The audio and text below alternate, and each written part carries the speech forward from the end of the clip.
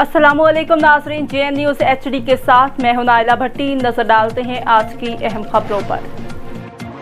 पेशावर गुज़श्ता रोज़ premium imports के owner Mohammad Faisal Shah खटक ने हमारे ब्यूरो चीफ जवाद निसार से गुफ्तगू करते हुए कहा कि बड़ी कामयाबी के साथ गाड़ियों का कारोबार कर रहे हैं।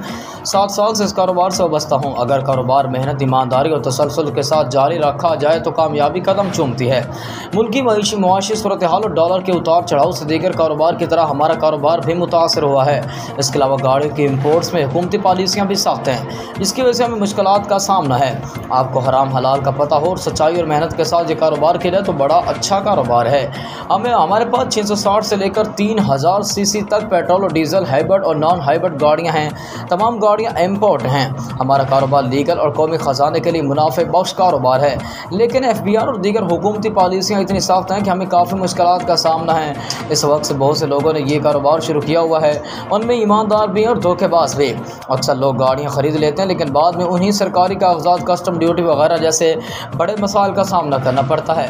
हालांकि ये मालिक की जिम्मेदारी बनती है कि वो ग्राहक को हर तरह से साफ शिफाफ हालत में गाड़ी बेचें।